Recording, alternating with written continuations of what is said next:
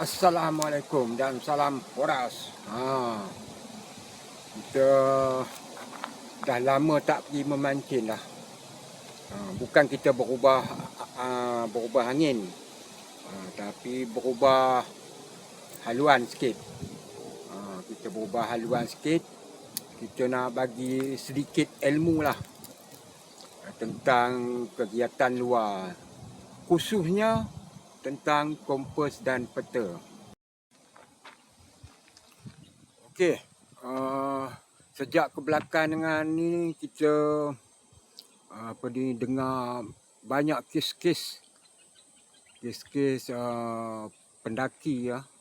Pendaki dia tersesat, tapi takdir kita boleh berusaha untuk mengubah kepada yang lebih buruk. Kita ada ilmu, akal, Tuhan anugerah, kita gunakan. Kalau terjadi juga suatu musibah baik atau buruk, itu pun takdir juga. Tetapi jangan kita sikit-sikit menyalahkan takdir. Kita usaha untuk ke arah kebaikan. Kalau keburukan yang dicari, buruklah yang dapat. Kita hanya bergantung pada Allah dan berdoa. Tapi usaha mesti dijalankan. Okey. Salah satunya penggunaan kompas dan peta, khususnya kepada pendaki. Cerita sikit tentang pengalaman saya lah. Saya pun dulu pendaki juga. Kita cerita ni bukan kita nak menunjuk riak ataupun belagak lah. Tapi kita nak bagi sikit kesedaran dengan sedikit sebanyak ilmu yang kita dapat dan pengalaman yang kita dapat yang terdahulu, kita curah pada generasi yang baru-baru nak berjinak masuk hutan ke mendaki gunung ke. Tak kisahlah mendaki gunung ais ke, gunung hutan tropika ke, gunung berapi ke. Yang penting kita ada sedikit asas tentang masuk hutan ni. Ini salah satu yang selalu faktor menyebabkan pendaki-pendaki cedera ataupun sesat. Yang pertamanya, engkar arahan juru pandu. Yang keduanya, ego individu. Dan yang ketiganya, ambil enteng tentang bab-bab keselamatan ataupun cakna tentang bab-bab keselamatan. Okey, kalau kita cakap tentang keselamatan tadi, faktor juru pandu. Pengalaman saya lah. Biar saya terangkan saya dulu mendaki kat gunung mana. Nanti orang cakap kebang pula. Bukan masalah kita nak tunjuk action ke belagak ke, ataupun kita bercakap 20 tahun mendaki, 30 tahun mendaki. Itu bukan faktor. Kita tak boleh sesat dan abaikan kita punya keselamatan. Yang penting arahan dan ilmu penting. Baru kita, insya-Allah kita boleh selamat. Kita masuk hutan ke apa kan, aktiviti. Yang pertama, masalah juru pandu. Pengalaman saya lah. Kalau dah nak sampai dekat puncak gunung tu, kita berjalan dalam satu barisan. Dalam satu barisan kita ada yang paling depan juru pandu. Lepas tu ada mungkin 2 orang ataupun 3 orang lagi juru pandu paling akhir sekali. Dia sebagai anchor. Makna pendaki ni kita kontrol. Makna pendaki tidak boleh melebihi juru pandu hadapan dan tidak boleh tertinggal di juru pandu belakang. Makna dia kontrol kita. Kebanyakannya, tapi bukan semualah. Juru pandu ni terlebih over sangat. Dia boleh bahagi pula kumpulan. Kalau 20 orang, okey, 10 ikut saya. Yang 10 lagi ikut yang belakang tu. Itu masalah tu. yang sepatutnya kita kena kontrol peserta tu, depan dan belakang. Jangan bagi dia orang mendahului kita atau membelakangkan kita. Lagi satu, apabila sudah nak sampai dah ni Beirut Beirut tu makna ada kawasan pukul lah di puncak gunung tu. Kadang-kadang besi, kadang-kadang tak ada pun. Kadang-kadang jurupandu ni terlebih excited, apa orang putih cakap, terlebih seronok. Dia berlari dulu, dia pergi naik atas puncak, dia kata, oh saya dah sampai, saya seronok. Dia terlebih. Sepatut kita benarkan peserta yang kita bawa, sebab peserta yang bayar kita tu, jangan kita terlampau excited sangat. Sepatut kita yang guide tu, jangan kita pula mendalui di atas Beirut tu. Lagi satu, kadang-kadang peserta sendiri pula, dia pula terlebih berlari, dia nak sampai dulu. Siapa sampai dulu? Itu masalah. Sepatut bukan macam itu. Saya nak cerita sedikit lah. Saya dah mendaki gunung Bukit Batu Putih kat Kampar yang ada orang hilang tu. Kawasan tu memang curam. Dia ada tangga aluminium kita nak tu, dia memang curam. Lepas tu saya pergi gunung Kerinci, Sinabung, Sibayak. Saya buat trans di Medan, Indonesia. Lepas tu saya trans Gopeng. Dulu kita panggil trans Gopeng. Makna gunung Yomla, Yom Yap. Apa ni, gunung ada lagi lah gunung. Saya pun dah tak berapa ingat dah. Di daerah Gopeng. Kita buat dulu 2 minggu trans Gopeng. Makna kita mendaki gunung G7. G7 tu maksudnya gunung 7,000 kaki ke atas lah. Gunung Tahan, Gunung Yom Yap, Yom Bela, lagi apa saya dah lupa lah. Lepas tu saya mendaki gunung orang panggil Gunung Bubu di Kuala Kangsar, Perak. Itu memang bentuk bubu, dia curam. Kadang-kadang lutut kita ni boleh kena dagu.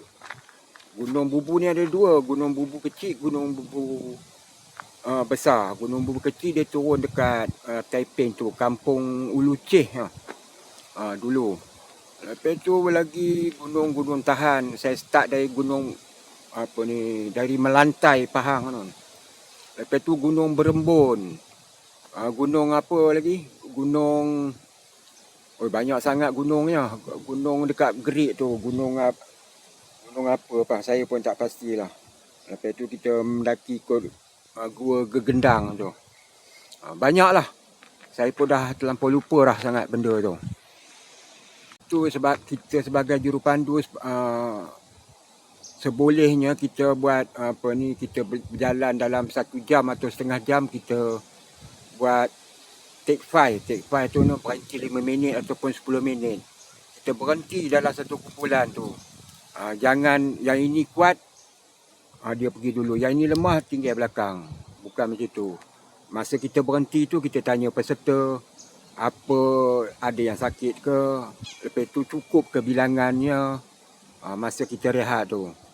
Lepas tu dalam kumpulan tu, selalunya kita tak panggil nama pun. Kita kira bilangan dari start kita mula tu. Okay, kamu nombor 1, 2 sampai 30. Tiap-tiap peserta kena ingat nombor dia. Bila kita take 5 tu, jurupandu ataupun ketua-ketua grup tu boleh panggil, nombor 1 mana? Saya. Nombor 2, saya. Nombor 3 dan seterusnya lah. Kita tak boleh panggil nama sebab nama kita tak ingat. Dalam banyak-banyak tu, kita panggil bilangan 1 sampai seterusnya lah. Macam itu. Makna untuk keselamatan. Lepas tu kita berhenti, kita minum ke sikit apa-apa ke. Lepas tu bergerak lagi. Begitulah seterusnya. Kalau agak-agak dah nampak lemah peserta tu ke, jurupandu dah terasa lemah, kita take 10 ke 20 minit berehat ke, lepas tu kita jalan. Bukan kita kejar siapa johan sampai dulu, siapa lambat dia lemah, siapa yang dulu dia fit. Bukan. Mendaki bukan falsafah dia tu. Mendaki kita nak kecintaan alam dengan kita punya kesihatan dan semangat tolong menolong. Jangan pentingkan diri sendiri. Jangan kata aku mendaki dah 15 tahun. Tapi memang 15 tahun. Tapi dia mendaki pun adalah setahun mungkin sekali tu. Lepas tu tak mendaki. Gunakan nama tahun aja. Tapi ilmu kita masih kurang. Kita belajar lagi sebut. Okey, sebagai satu usaha kita nak masuk hutan, bukan sesenang yang kita boleh fikirlah guna kompas dan peta. Bukan sesenang kalau kawasan yang dekat-dekat macam ni, okey, kawasan lapang. Tapi kalau dalam hutan belantara dengan tak ada tracknya, bukan sesenang yang kita fikirkan. Memang payah. Walaupun kita kata macam saya dulu tentera ataupun pasukan khas ke, tapi di dalam hutan cukup berlainan dia punya suasana dan tempat. Kadang-kadang datang kita punya panic attack. Panic attack tu mana gelabah lah. Masa tu datang lah peluh keluar kat dahi ke lah, dekat muka lah. Ni panik ni, tambah-tambah kita seorang.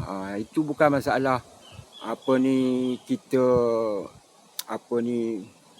takut ke apa, bukan. Itu kita panggil panik. Walaupun kita ada pengalaman bertahun-tahun, tapi bila kita seorang dalam hutan tu, macam-macam datang, ditambah dengan letih, ditambah peralatan makanan tak ada, kita mula panik. Yang penting tenang kan. Aspek keselamatan pun patut diberi oleh jurupandu ataupun jurulatih semasa kita bergerak untuk mendaki satu gunung, puncak gunung tu. Untuk itu sedikitlah kita akan tunjukkan macam mana penggunaan kompas dan peta. Penggunaan kompas dan peta untuk mencari kita punya kedudukan dan cara kita nak bergerak tu. Okey, jom. Okey, pertama sekali kalau kita nak masuk sesuatu kawasan tu, kita perlu dapatkan peta lah. Peta kawasan itu. Peta boleh dibeli di Jabatan Pemetaan lah. Kalau dulu RM20, sekarang dulu RM10 kot. Sekarang dalam RM20 lah. Ni contoh dia, peta topo dia lengkap lah, boleh dibeli. Ini dia ada tarik masa bila kita beli ni, cop dia. Peta ni. Dan peta ada dia punya nama tu, satu kawasan tu. Okey, kalau yang ini kita panggil lumut punya. Kita panggil peta topo lumut. Yang ini kita penting kita tengok dia punya tarik. Bila masa dikeluarkan ni, tarik di bawah ni, ini cukup penting . Sebab bila terlampau lama peta ni, kadang-kadang perubahan di tempat sebenar tu dah berubah. Mungkin dulu ada sungai dah tertutup. Mungkin dulu ada jeti dah roboh. Sebelum kita pergi satu tempat kena buat survey lah. Kalau yang dekat-dekat tu, kalau yang dalam tu jauh perjalanan tak perlu kita survey, tapi kita boleh berpandu pada ini je lah. Kita oriented kita punya peta kompas, kita boleh tahulah. Tarik ni penting. Yang ini dia punya, kita panggil apa ni, dia punya penanda-penanda ni, simbol-simbol ni, tulisan ni. Sebab yang ini semua ada, kita boleh tahu lah hutan resam ke macam mana dan sebagainya lah.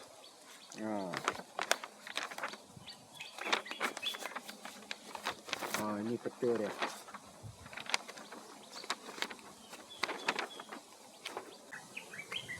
Okey, tadi kita dah tunjuk peta. Sekarang kita nak tunjuk kompas. Kompas ni ada macam-macam bentuk, macam-macam gaya lah. Ada yang murah, ada yang mahal. Yang saya punya ni yang murah je lah. Dia macam-macam jenis lah. Yang ini salah satu kompas. Ini kita panggil kompas pandu arah lah, orienteering. Kompas pandu arah. Ini pun saya beli berapa dulu punya cerita ni. Ini dalam RM20 aja. Ada yang mahal, silver tu buatan Finland, Yang 150 ada, 300 ada, macam-macam harga. Tapi dia kualiti lah sikit. Ini dia punya itu. Lagi satu, ini kalau tentera punya pakai. Yang ini tentera pakai, kita tengok inilah. Ini macam-macam jenis lah. Lepas tu yang boleh lipat, sama juga. Kompas. Mana banyak. Tapi ada juga orang cakap, apa guna kompas? Kita GPS ada sekarang, alat-alat canggih. Memang betul lah. Tapi kalau kita pakai alat-alat canggih tu, contoh yang kita yang buat aktiviti yang kecil-kecil ni, yang besar lain kita lah, dia pakai satelit tu semua. Ini yang kecil sebagai panduan, sebagai asas untuk perjalanan kita. Guna kompas lagi bagus ni, manual ni.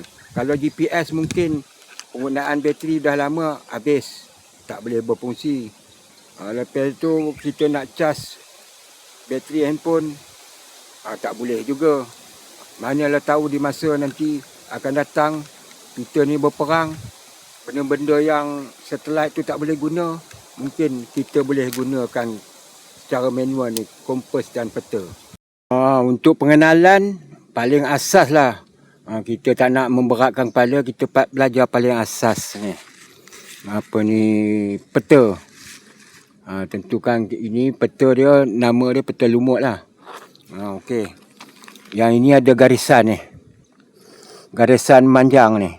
1, 2. Dia selalu bawa ke timur ni ya. Garisan ini.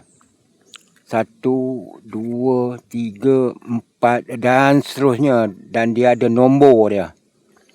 Maknanya garis lurus ni bawa ke timur, kita panggil garis timuran.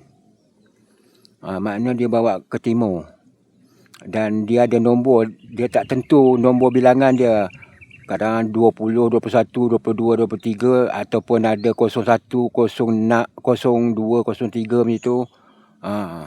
Maknanya dia garis lurus ni, bawa ke timur. Yang melentang ni 1, 2, 3, 4, 5 dan seterusnya lah, start dari bawah.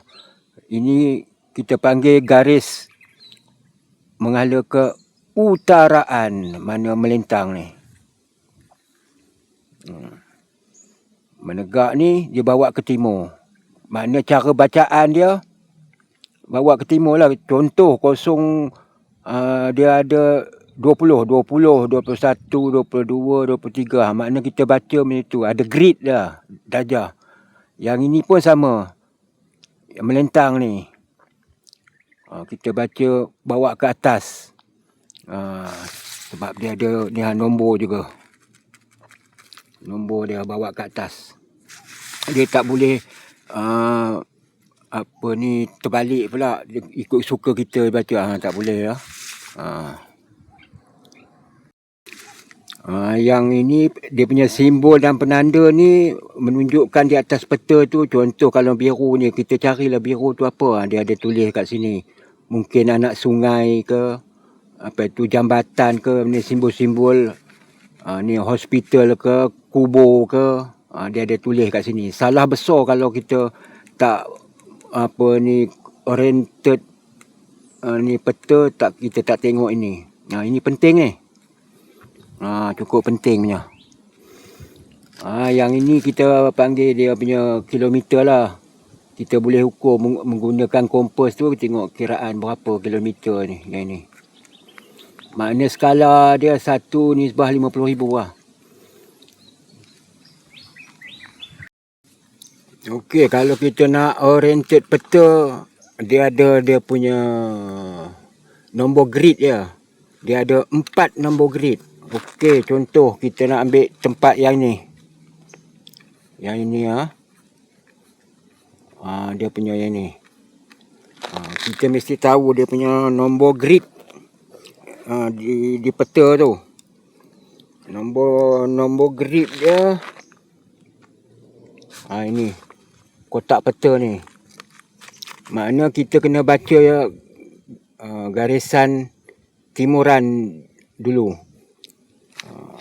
Dalam satu kotak peta ni, dia pecahkan 10. 1, 2, 3, 4, 5, 6, 7, 8, 9, 10 ni.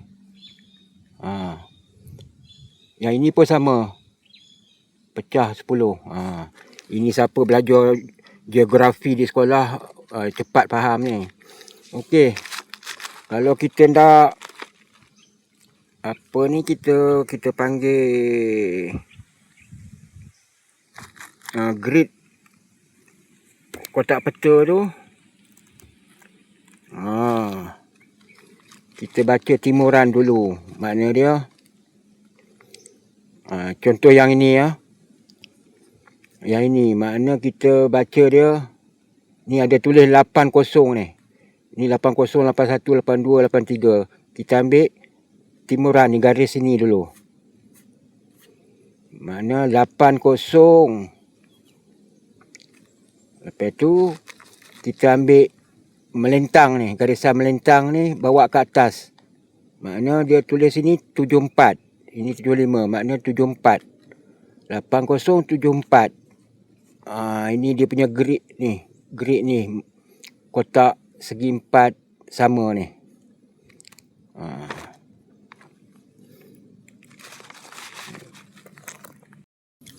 Okey, kalau kita nak mencari suatu tempat ataupun target, contohlah saya bagi kat sini.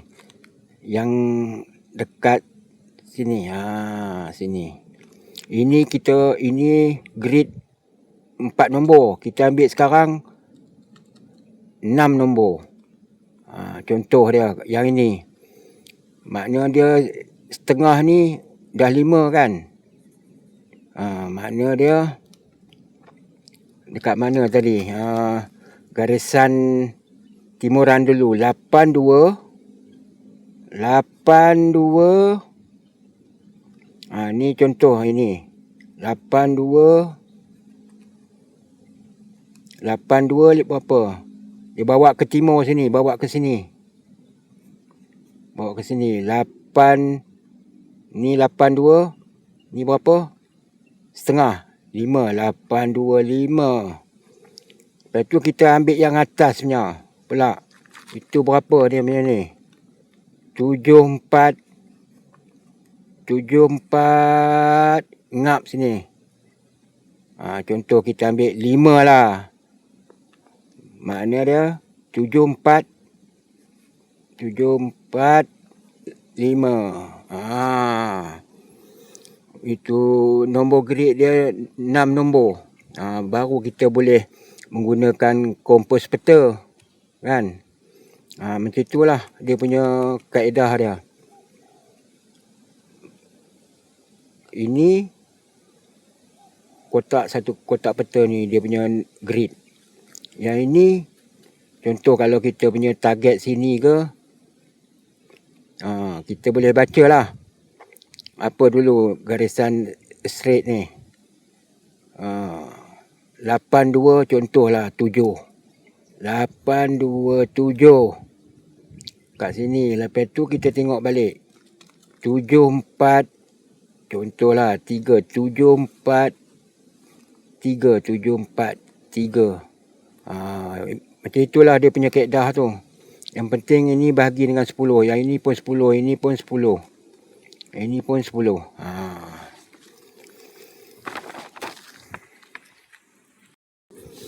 Okey, kita bagi lagi contoh lah. Bagi mudah faham. Okey, sekarang kita ambil yang ni. Kalau tengok penanda ni. Ni yang biru ya. Yang biru. Yang biru ni takungan bekal tangki air. Ni biru ni. Tekanan biru tu tangki air. Banyak ni tangki air, banyak dekat kawasan ni. Yang ni. Okey, contohlah kita ambil ni dekat Pulau Pangkor. Ni. Tangki bekalan air yang kita ambil nombor grid dia apa, yang mana ni? Contoh yang ini. Nombor grid dia apa? Ni berapa? 86. 86 berapa contoh ni dia bawa ke sini lurus ni 86 3 lah, contoh 863 sini. Lepas tu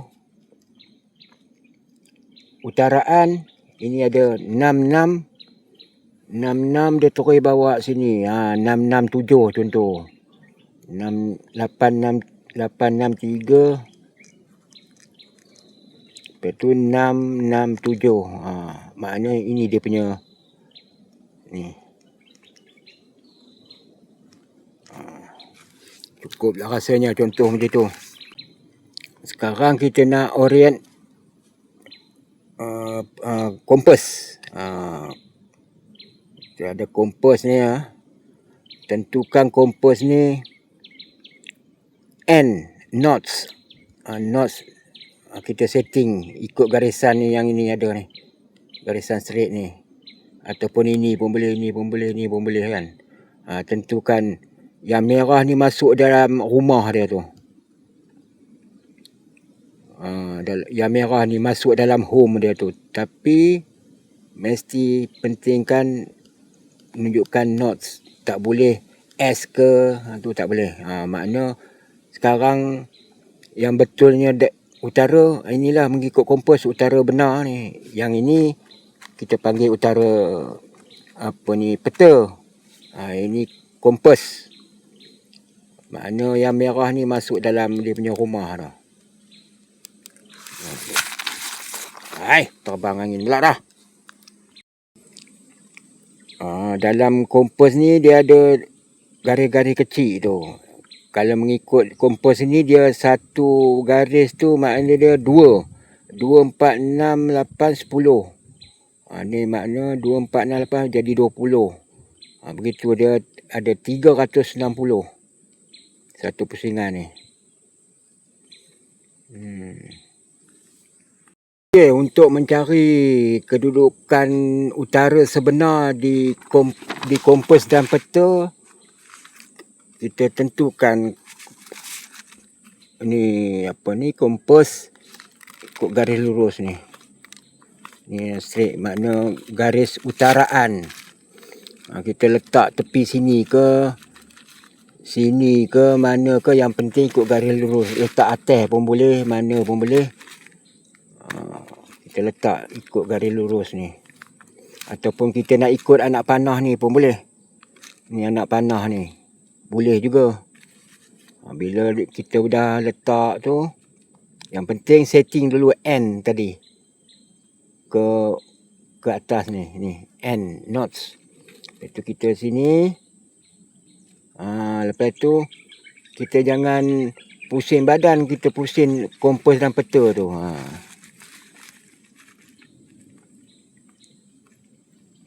Dia dah menunjuk masuk dah. Makna ini utara peta sebenar lah. Ini kompas ni kalau kita nak bergerak ke utara, yang inilah. Anak panah ni yang ini. Senang aja. Makna yang penting setting peta letak straight. Ikut garis lurus ni pusing. Jangan nak pusing macam tu tak boleh. Kecuali kita nak cari bearing. Kita kena pusing ni. Benda ni boleh pusing. Yang penting cari utara sebenarnya. Baru kita boleh tengok keadaan sekelilingnya. Letak garis lurus. Dia tak masuk lagi kan. Dia N. Okey. Utara sebenar. Inilah utara sebenar dia. Utara peta, utara kompas yang sebenar.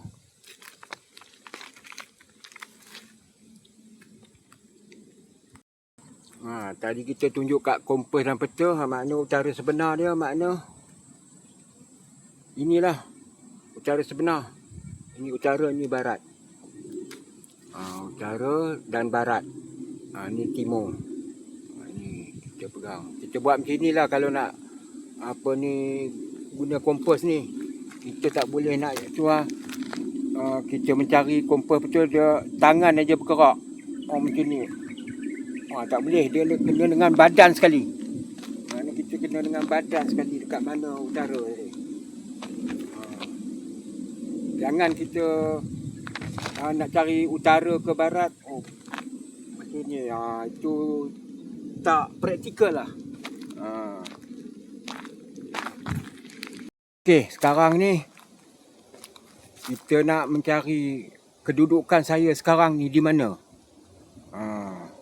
Kita orientate kompas dengan peta. Maknanya kedudukan saya ni di mana. Tak kisahlah di sini ke ataupun kalau saya masuk hutan tempat lain ke, kita boleh orientate dekat mana kita punya kedudukan. Dia adalah dipanggil resection tembak balik lah macam mana kan. Tapi saya tak nak ajar tu, nanti pening lah. Ini paling asas lah.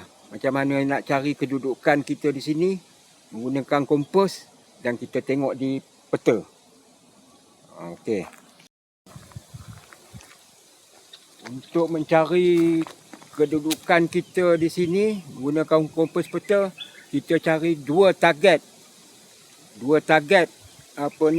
di kawasan sekeliling kita ni.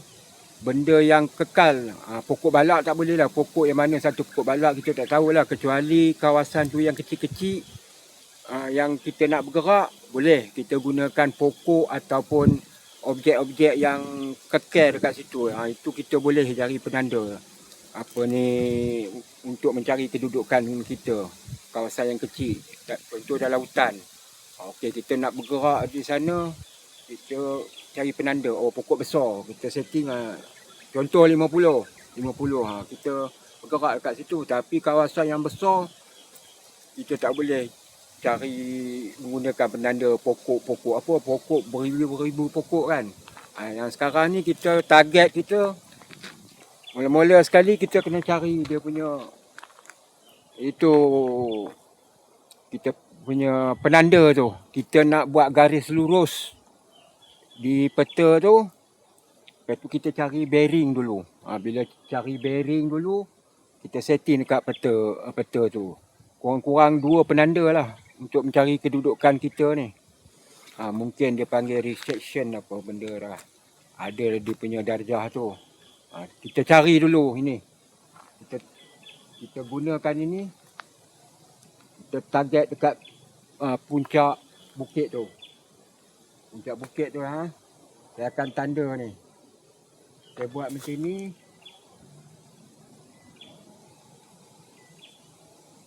Okey.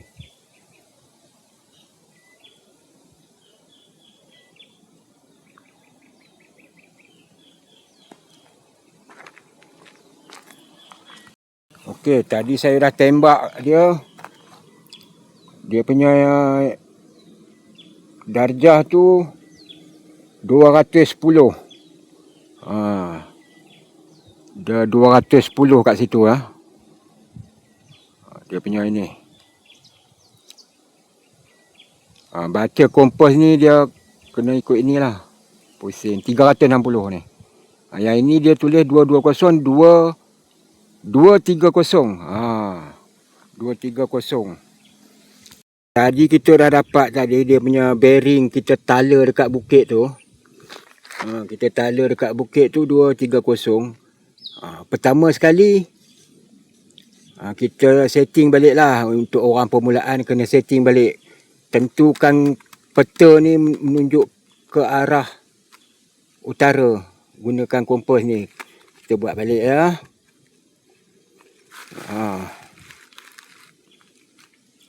Contoh ni.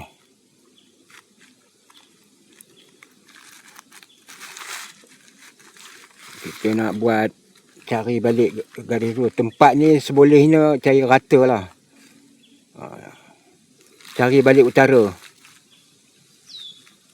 Utara peta ni dengan kompas. Ni. Okey. Okey. Peta udah arah utara. Kompas pun. Tadi kita ambil tadi dia punya itu 230 ya.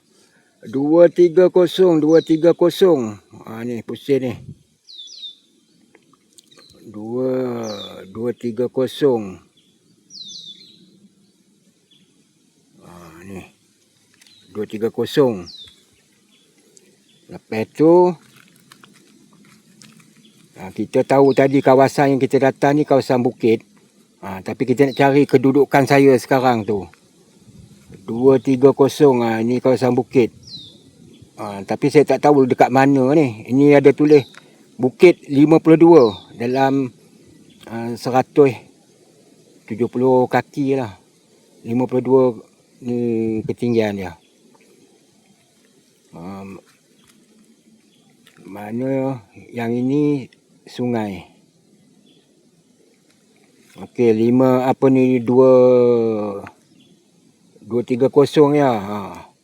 Kita dekat Bukit 52 ni. Okey, 5 ni. Lepas tu kita pusing. Ini yang merah ni masuk dalam home ni. Kita pusing. Mana kita kat sini tadi, kita mencari kedudukan. Ini.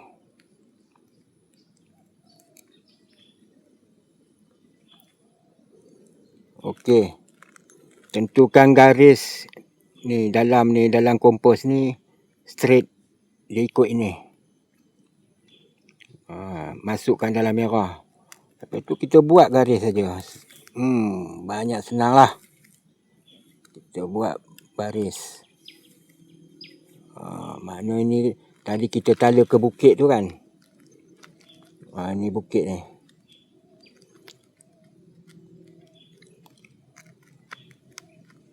Kita satu. Mana kita tengok tadi bukit. Tu kawasan bukit yang kita tanda tadi. Bawah tu sungai. Sungai Lemut Kiri tu. Mana kita dah tengok tadi, saya kat sini. Ini betul punya kedudukan ni. Makna tadi kita tunjuk bawah tu sungai kan. Saya dekat sini, bawah sungai. Bawa ke sini. Kita cari lagi satu tanda. Okey, cari. Okey, kita cari lagi satu penanda. Kita tala dekat kondominium tu. Dia yang kekeh tu, paling tinggi tu. Tadi dekat sana. Ini kita ni cari yang dekat kondo tu. Kita ni cari dia punya bearing.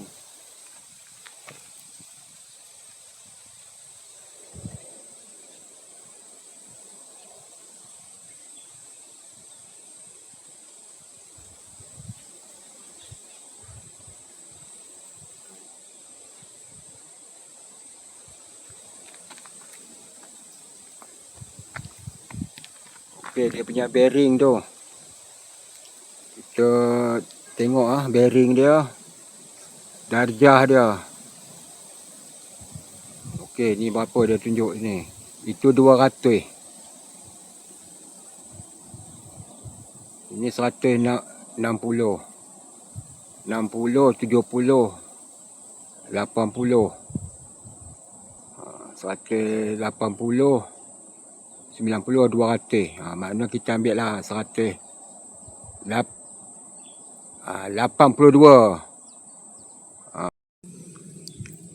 Okey, kita dah ambil lagi satu tadi dia punya penanda. Kita buat cross line. Kita buat cross line.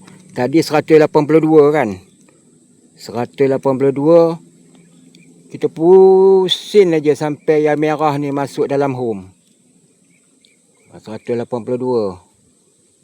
Kita pusing. Tadi kita dekat sini kan. Pusing. Dia dah masuk dalam home kan. Lepas tu kita tengok yang ini tadi. 182 ni. Kita panggil ni tadi buat back bearing lah. Yang penting kita cari garis seluruh lah yang penting. Ini. Mana kita dekat kondo tadi dia punya bearing inilah tadi. Dia menghadap ke sini tak ada 182. Kita buat satu garis.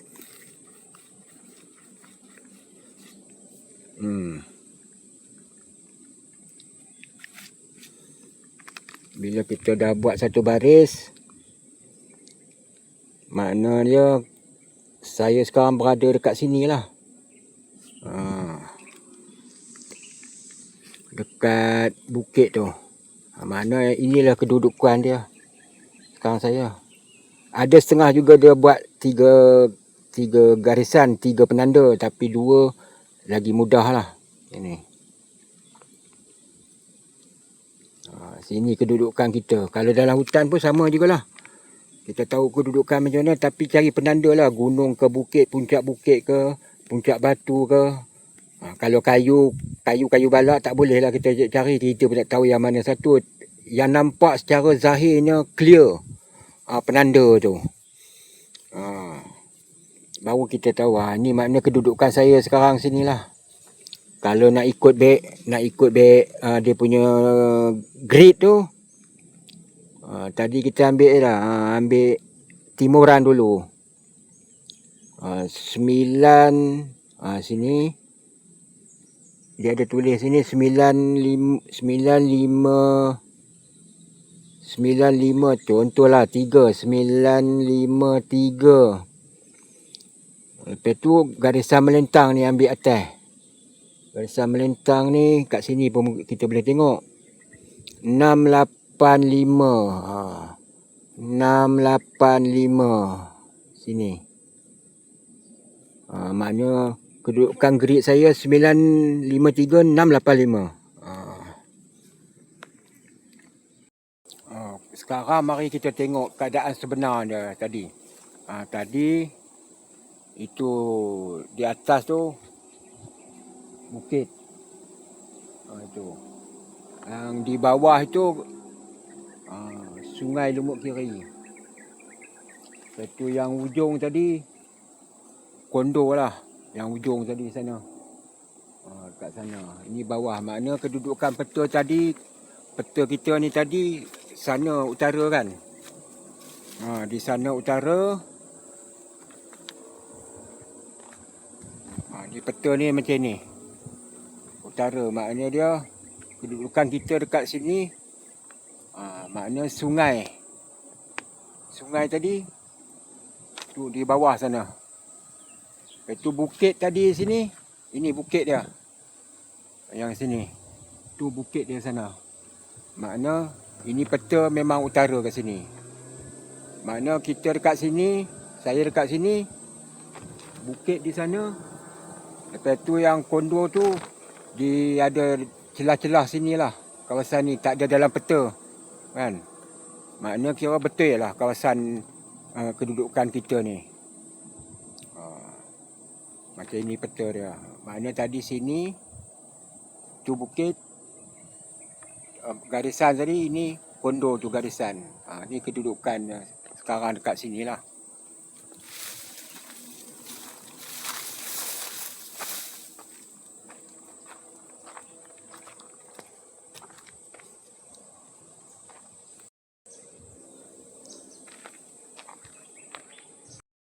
Okey, lagi satu peringatan lah. Kalau kita nak menggunakan kompas, dia tak semestinya kita tepat arah tuju tu memang kalau kita ikut kompas ni dia akan tepat. Dia tak semestinya. Kecuali tempat lapang, okey. Tapi kalau dalam hutan tu kita mesti membuat search around sekeliling. Kita mesti membuat riki sekeliling. Kita agak-agak dah sampai tempat tu, kita search tempat tu 100 meter ke kiri kanan, depan 100 meter riki cari. Kita nak sahkan betul dah tempat tu. Kadang-kadang benda tu berubah kan. Sebab kita menggunakan kompas ni, kalau kita duduk sini pun, contoh dia punya bearing 50. Kalau kita duduk sini pun bearing 50. Target kita dekat depan tu. Dia dah lari. Yang penting kita sudah agak-agak mengikut ukuran dalam peta tu, kita berjalan berapa ratus meter ke, kita kalau berkumpulan kita suruhlah seorang dua orang, tak boleh seorang-seorang, kena dua orang buat riki, depan, kiri, kanan, belakang, kita search. Kita nak tentukan tempat tu betul tak tempat tu. Contohlah nanti saya bagi paling mudah dah. Contohnya yang saya kata tu dia akan lari macam mana.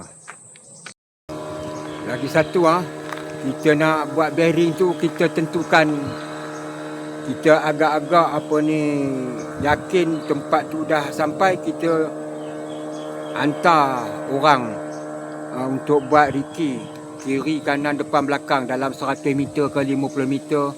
Sebab dalam hutan kita tak tahu macam mana. Lagi satu, bearing ni bukannya tepat. Kalau 50 dia punya bearing, dia tepat situ. Itu mustahil lah. Kita mesti searching kiri dan kanan, cari target kita. Contoh kalau jambatan, cari jambatan kiri dan kanan, ataupun depan belakang ke, kita buat riki dulu. Sebab ni kompas ni dia akan, bila kita berjalan kita akan ke kiri ke kanan kan.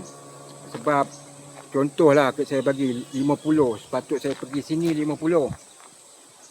Saya pergi kat sini 50. Tapi kadang-kadang kita berjalan, kita sepatut nak pergi kat sini, tapi kita pergi ke kanan dan kiri, dia tunjuk 50 juga. Maknanya dia selari. Makna tujuan kita tak sampai dekat contoh yang ni, tempat kamera ni, contoh 50. Sepatut kita pergi sini, bila kita dah ke kiri ke kanan, dia masih tetap 50, tapi dia dah selari macam tu, panjang macam ni, ataupun ke kiri kanan, dia dah lari. Makna penting buat survey 100 meter ke depan belakang dan sebagainya lah. Tentukan buat survey tu, tentukan dua orang lah, jangan seorang. Makna sebab kompas dan peta ni dia selari macam ni. Kita nak pergi sini, kadang-kadang kita bergerak kiri dan kanan, dia tunjuk 50 juga, tapi dia ke sana, kita tak jumpa point kita kat sini. Sama juga kiri ke, maknanya kita dah merayau 100 meter macam mana, dah lari dah dia punya tu. Penting buat search.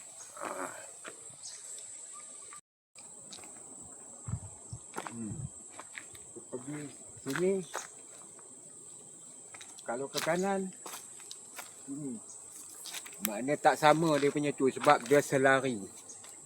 Penting buat searching lah, kiri kanan depan belakang ke, yang penting jumpa arah tujuan ni.